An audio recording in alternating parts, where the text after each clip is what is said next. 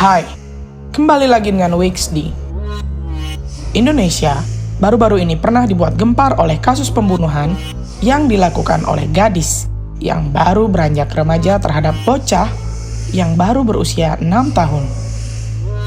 Namun, tahukah kalian, kasus pembunuhan yang dilakukan oleh anak di bawah umur sebelumnya pernah terjadi di seluruh dunia. Berikut, kami rangkum 7 pembunuhan sadis yang dilakukan oleh bocah di bawah umur. Tapi, sebelum lanjut menonton video ini, ayo bantu kami untuk klik tombol subscribe dan nyalakan loncengnya, agar kami lebih semangat mengupdate video setiap harinya. Dan jangan lupa, follow kami di Instagram di @wixd_Indonesia dan Facebook fanpage kami di @wixdid. Selamat menyaksikan. John Venables dan Robert Thompson. John dan Robert, yang baru berusia 10 tahun, melakukan kasus penculikan, menyiksa, dan membunuh anak usia 2 tahun. James Budless, pada tahun 1993. Keduanya bolos sekolah dan melakukan penculikan anak yang ditinggal belanja oleh ibunya di pusat perbelanjaan standar. Mereka membawanya berjalan sejauh 2,5 mil di Liverpool. Saat dalam perjalanan, Budless dijatuhkan berulang kali. Sebanyak 38 orang mengaku melihat John dan Robert berjalan dengan Budless. Tetapi mereka mengira ketiganya merupakan saudara. Pembunuhan akhirnya terjadi di rel kereta api, di mana John dan Robert melakukan penyiksaan secara seksual dan fisik terhadap Budless. Mereka meninggalkan tubuh Budless di atas rel kereta api dan menutupi tubuh dengan batu bata sebelum kereta datang dan membuat tubuh Budless terpotong. Polisi berhasil menangkap keduanya berkat rekaman video yang memperlihatkan keduanya sedang menculik Budless. Pada tanggal 24 November 1993, John dan Robert diputuskan bersalah dan dikirim ke penjara dewasa. Mereka dipenjara hingga berumur 18 tahun.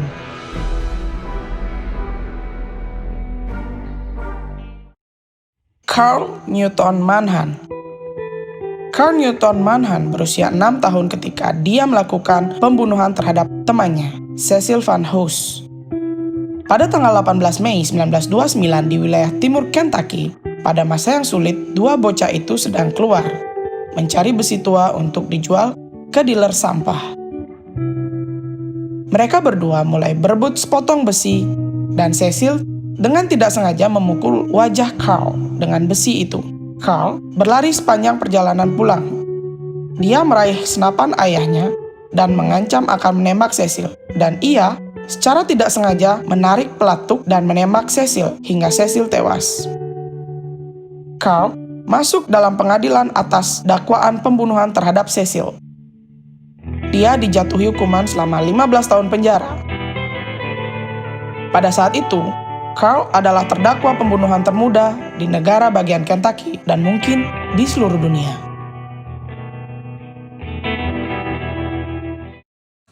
Lionel Tate.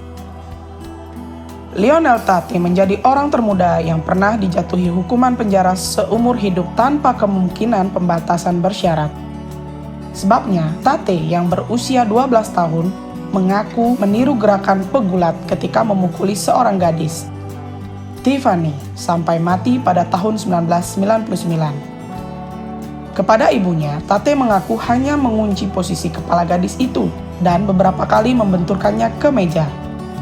Namun, hasil otopsi menunjukkan bahwa luka yang lebih serius terdapat pada tubuh Tiffany, di mana di antaranya tenggorokan Tiffany hancur, patah tulang rusuk, dan hati robek karena tertusuk tulang rusuk yang patah.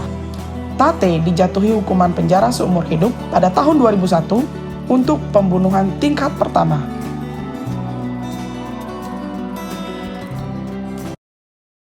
Mary Bell. Pada tahun 1968, seorang gadis yang berusia 11 tahun bernama Mary Bell dihukum karena membunuh dua anak laki-laki, Martin Brown dan Brian Howe. Bell mencekik Martin hingga tewas dan meninggalkan tubuhnya di sebuah rumah kosong di Newcastle, Inggris. Tidak seperti insiden pembunuhan pertama, 2 pekan kemudian, Bell dan temannya Norma Bell mencekik Brian Howe. Kemudian, Bell mengukir huruf M dengan gunting di perut korban. Selanjutnya, dia memotong rambut korban dan memutilasi alat kelamin korban. Bell berasal dari keluarga yang berantakan. Ibunya adalah seorang pelacur yang tidak hadir dalam kehidupan Bell. Pada tahun 1980, Bell dibebaskan dari penjara dan diberikan anonimitas seumur hidupnya.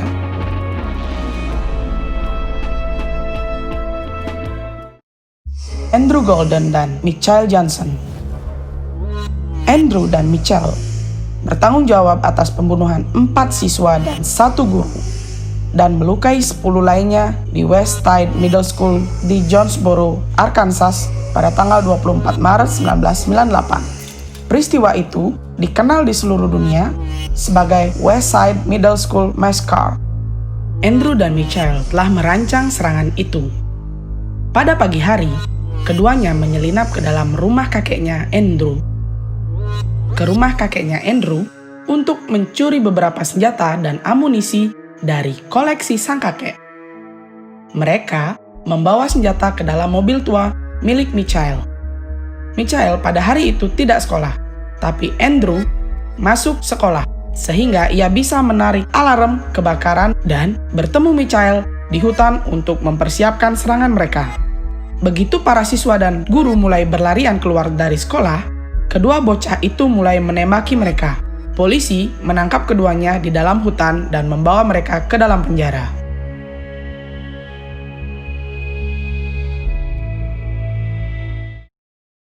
Jordan Brown.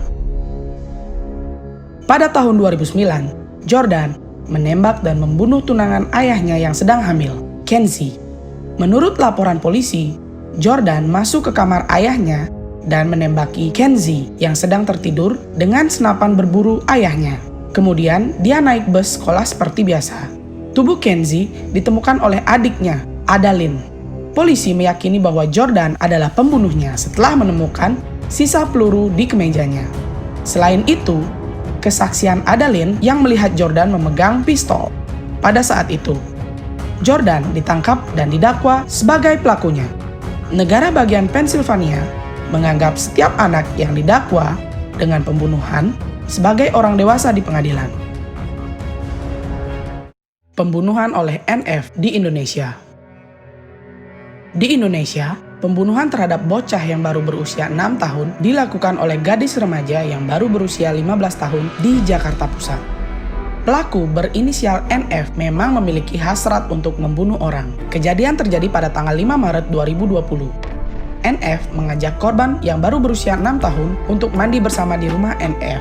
NF mengajak korban mandi dan saat itu NF menenggelamkan korban selama 5 menit. Agar korban tidak berteriak, pelaku menyumpal mulut korban menggunakan jarinya. Setelah NF merasa korban sudah tidak bergerak lagi, korban dimasukkan ke dalam ember dan ditutup dengan spray. NF sempat berpikiran untuk membuang mayat korban, tapi NF mengurungkan niat karena takut ketahuan warga. Malam harinya, NF memasukkan korban ke dalam lemari baju dengan keadaan korban terikat dan mulut disumpal. Kasus tersebut akhirnya terungkap setelah NF mendatangi kantor Polsek Metro Taman Sari, Jakarta Barat dan mengaku baru saja membunuh anak kecil.